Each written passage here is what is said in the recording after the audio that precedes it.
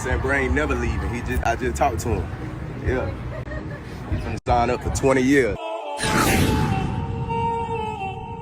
Man, oh man, oh man. Listen, I got some serious shit I need to talk about. Listen, LaMelo Ball ultimately will need another superstar, a bona fide all-star. No tweener, nobody teetering to that level. LaMelo Ball ultimately will need another superstar player to really be competitive in this loaded Eastern Conference. I'm telling you, the East is more loaded than there's ever been. The East have never been this loaded. You understand? Right now, it's crazy. We all know the heavyweights that's going on out East, right? And also, down at the bottom, I'm telling you, it's the shit is wild up top. You got every day is flip-flopping, and then at the bottom, where the playing tournament and everything, you got shit flip-flopping like hotcakes. I'm telling this shit, I don't think we've ever seen something like this out in the Eastern Conference. I'm serious. I mean, all jokes aside, I'm here to tell you something right now, man. Yesterday, it was a debacle. You understand, from the Charlotte Hornets. Yes, they did fight back. Give them credit. They had some heart. But ultimately, you seen is levels to this. You understand? And we all know LaMelo Ball is all world. And potentially, I'm telling you, this guy is the man. I believe that LaMelo Ball is the type of player that can go and compete with the Brooklyn Nets in the future. But the problem is the Charlotte Hornets and LaMelo Ball, which is the number one option for that team, he doesn't have the horses compared to some of these other superstars and things of that nature and these other teams. You know, LaMelo Ball and the Hornets, they want to compete. You might look at, most people might say, oh, no, just take your lumps and just progress year by year. And with the organization and the people they got in the front office, I wouldn't be surprised me if they wanted to go that route. LaMelo Ball is ready to compete today. You understand? They got a serious game against the Boston Celtics. Their schedule this week is very tough. You got the Pelicans. This thing could get real rocky. You understand? You got some teams coming in here that ain't feeling sorry for them.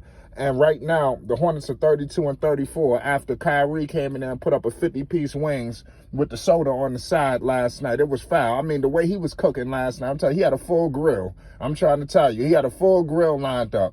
He was serving up Thanksgiving dinners last night, and it wasn't nothing nobody could do about it. The Nets moved to 33-33. They were ultimately tied last night. Maybe that's why you seen the fight out of Brooklyn.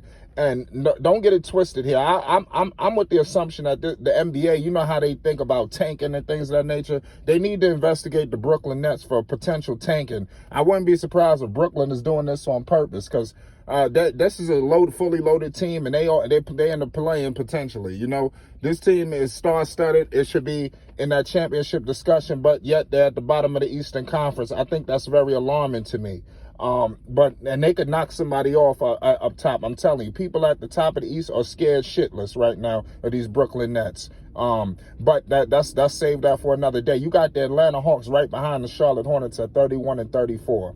You understand? The Hawks, they got Trae Young. You got pieces here, right? The Wizards, 29-34. Bradley Beal will be returning. Chris Snacks is there. You know, and he had a good outing, his first outing. So I'm here to tell you, y'all, the Hornets are 34 in the loss column, and you got the Wizards 34 in the loss column. So I'm telling you, if the Charlotte Hornets do not wake up, this shit could be problematic. It's vital for LaMelo Ball. It's vital to his progression for him to make the playoffs this year, not next year, the year after. This year, they deserve it. You understand? They've been playing like it. LaMelo Ball. Where I want to talk about the superstar dynamic. Because like I stated, these teams are fully loaded. LaMelo is averaging 6 and 7 assists. Right, that's great. I think the sky's the limit. He could be playing with me. He playing with Miss Triple Double. He could possibly average a triple double. Miles Bridges, 19 and 7. You understand, at the rebound position. Scary Terry, 19 points, 4 assists, and 4 rebounds. Why am I highlighting Miles Bridges and Scary Terry? I'm here to tell you right now, I got a question for you guys and everybody. Especially for Miles Bridges' case, because I think these guys right here got the most trade value, along with packaging some of this up with some of these young assets like the Book Knights, who they got wasting away out there. Some of these people, they just keep sending them back and forth to the G League. I mean, you could package some of them with some of them, but I'm not saying that you pull a trigger on this. I'm asking a question, ladies and gentlemen. Are you going to sit here with Miles Bridges and Scary Terry? Do you feel like it would be smarter to sit here and let this talent cultivate? Scary Terry, I'm not sure how much more development he has left. I think he's a finished product. Miles Bridges, he's no spring chicken, but he's a young player. I think he can get better. Miles Bridges has the most trade value out of any other superstar on the Charlotte Hornets. So we just want to zero in on Mr. Miles Bridges for 1 second. Do you feel like Miles Bridges is the guy who could possibly be that superstar in the next 2 to 3 seasons?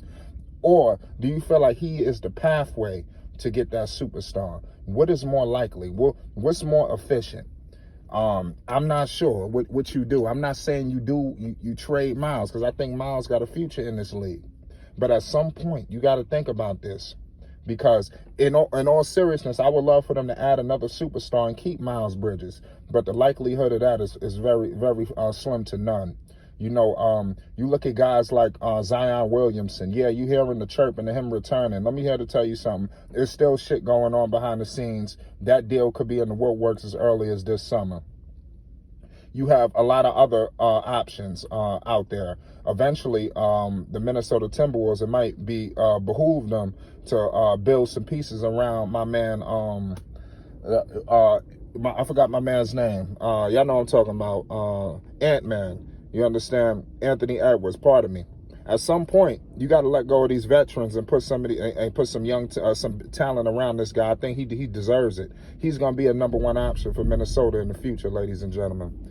So I'm here to tell you, what the hell do you do if you're the Charlotte Hornets? Because they have to be competitive in the East. Let me tell you something. The New York Knicks, they was the 4th seed last season. They're going to be looking to retool next season and get back in the thick of things. The Atlanta Hawks was in the Eastern Conference Finals a season ago. Do you think they're going to be in this position next season?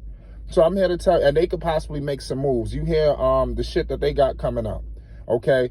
And like I stated before, you got all of these teams bunched up. The Wizards, you got a superstar there and a potential other superstar in Chris Snacks, who knows what they could do. You got Rui, you got who else they got out there? Kyle Kuzma. They got some pieces out in Washington. These teams that you see and lumped up down here, these are gonna be your competition. Along with these teams like even Indiana, these teams gonna be looking to make a surge next season, ladies and gentlemen. What are the Hornets going to do? Because they cannot continue this.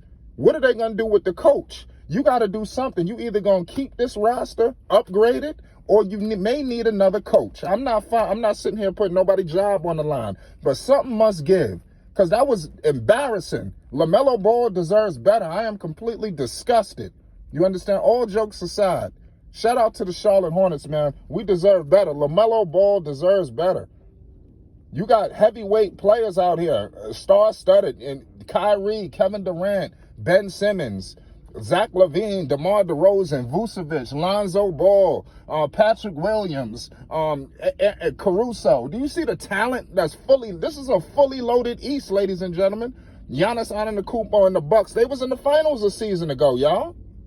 Look at the Miami. We didn't even get to Miami and all the talent they got. The East is loaded. The Charlotte Hornets are going to be fool's gold if they continue to keep this shit up. They have to figure out either get talent on this roster by keeping some of these pieces, or ultimately you're going to have to think about something, because it wasn't more evident than it was 24 hours ago. Let's pray that they could beat the Boston Celtics. I'm going to leave it at that. LaMelo Ball ultimately will need another superstar to compete in this fully loaded Eastern Conference. I'm going to leave it at that. It's Flight Sports TV. Peace and love.